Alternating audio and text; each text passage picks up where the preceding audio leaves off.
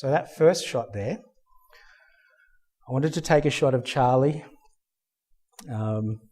She's a permanent resident of that cafe, as am I. The coffee is great there. I wanted to take a shot of Charlie with something interesting. I didn't have any real agenda. Then I noticed that wheel up the top there, and I wanted to balance it off against her head. So to include the wheel, I tip the camera up on its side. I notice some very distracting earrings. I want to balance that with some colour on the other side of the frame.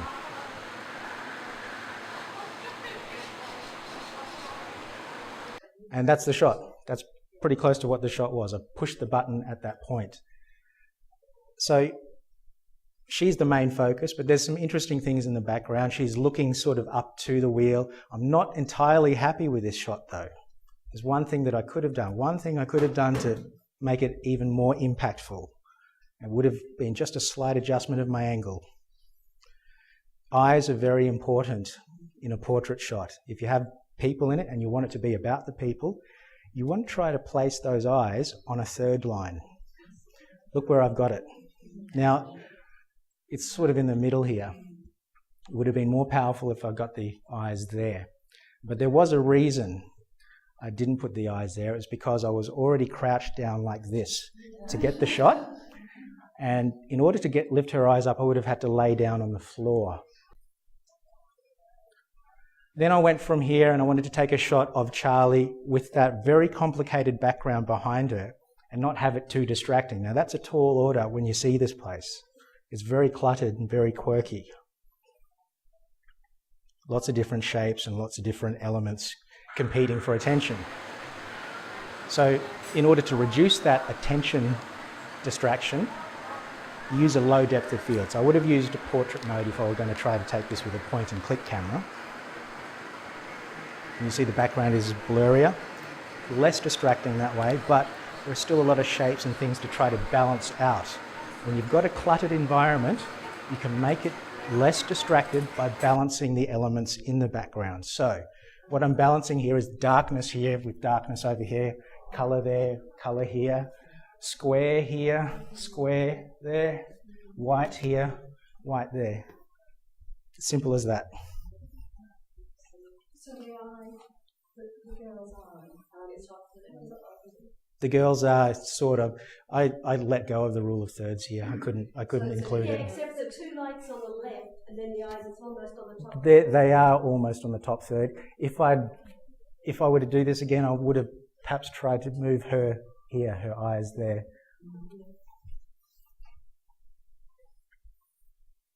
Next, I went from there on a search for something interesting. So I just walked through the cafe looking for something else to photograph.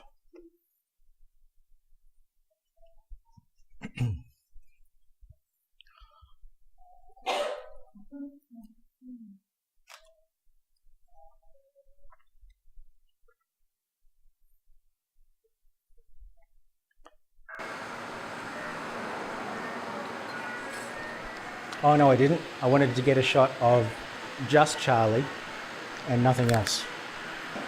This was tricky in that environment.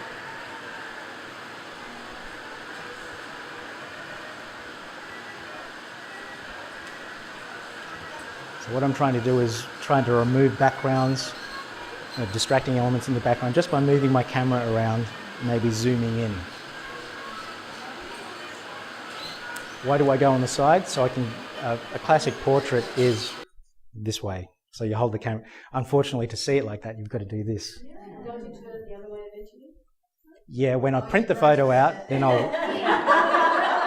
I'll actually hand it to you like this rather than like that. Yeah. So is it just, are we just viewing it like that? You didn't have the camera. I can't flip a video around. Oh, okay, Yeah. sorry. Yeah, I thought you were actually holding the camera on the side. I am holding the camera like this, and it does that to the video. The shape is the Yeah. view. Mhm. I'm with you. I should have explained that. No, that's all right. Oops. Did we just do that one? We did. This one. Then I went over to the other side of the cafe. I noticed Anna, who's one of the owners of the cafe. They actually run a fashion and design store, or a design company from this cafe as well. So she's doing some design work there. Oops, got rid of it.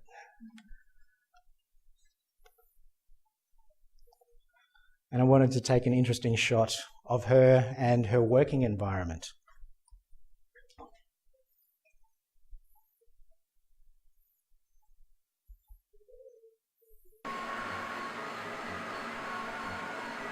Notice the phone, the dots on the phone, the dots on her shirt. They complement each other. And I thought the phone was kind of cool, so I focused on the phone rather than her and just had her as part of the background for this shot.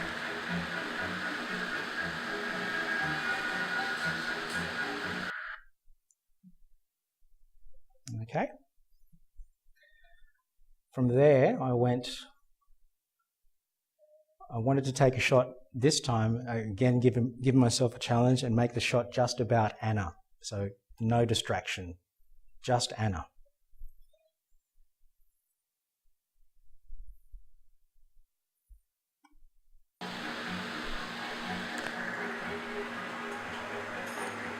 Have a look at how complicated that background is. If you persevere, most of the time, you'll get it. We live in a very complicated environment, but if you look closely at things, you take enough time, take enough care, you try things differently, you can find something that's not too bad. That's close, but the white and the brown still kind of distracting. So I changed my angle, and I noticed that wall off to the left. So that wall is uniform enough to be not too distracting. Now look where I try to place her eyes when I take this shot.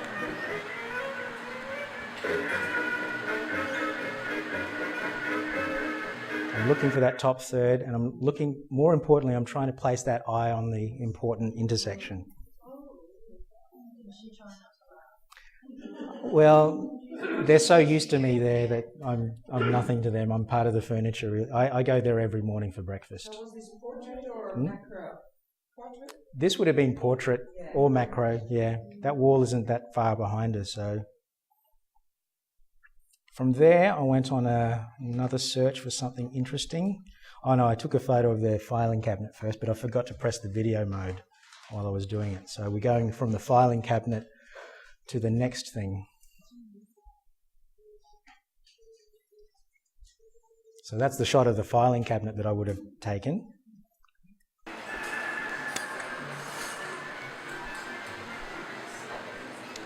And then I noticed the girls making juice at the back of the store. The girl on the right's name is Rosemary, the one on the left is Sam. Yeah, just pretend I'm not here. Then I noticed, oh, that's too messy there, so nothing good there. Then I noticed there's Rosemary in front of Rosemary. So what I thought I'll do is I'll do a Rosemary shot, and I'll follow the rule of thirds and the three things rule. So, rule of thirds and the three things rule. Trying to do the three things in the shot. Now you'll see, I'm not happy with the shot I took, and you'll see why in a second. Just start to get my composition right, and she ducks down.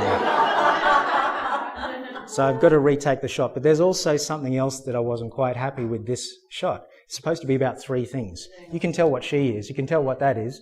You know this is Ginger because you were led up to it, but if you'd just seen this, do you know what that is? No.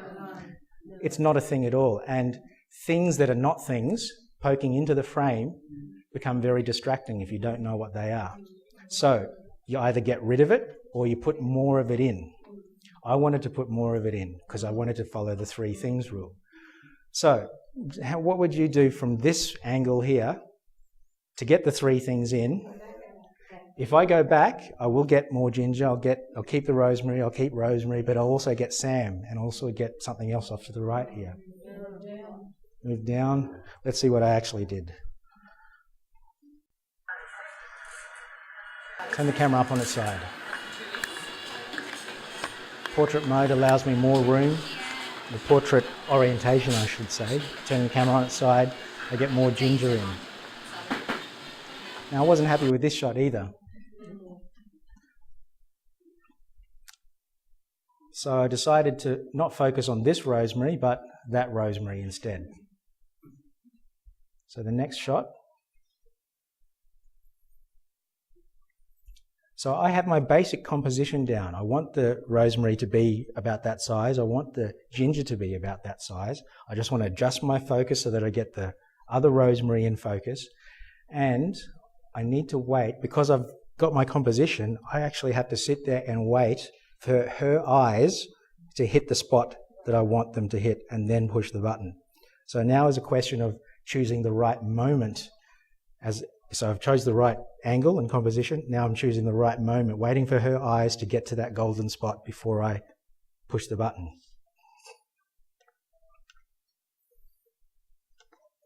So I adjust my focus to focus on her. And now I just wait for the eyes to pop into the right place there.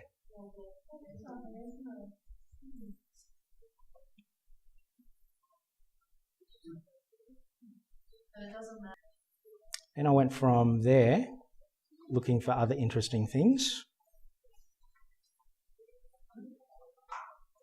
I'll make this the last example so that we have a little time for questions.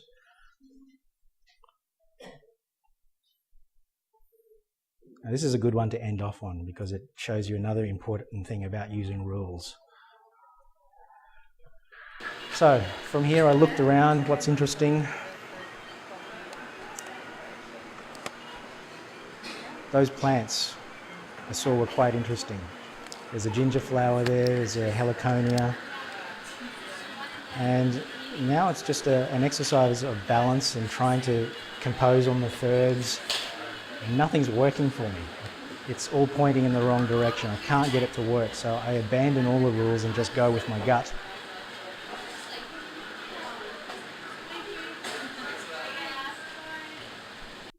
There's no real rule there. You could try to force some rules on that, but in reality, it was just a gut feeling. I can't explain why I took that shot. It just felt right.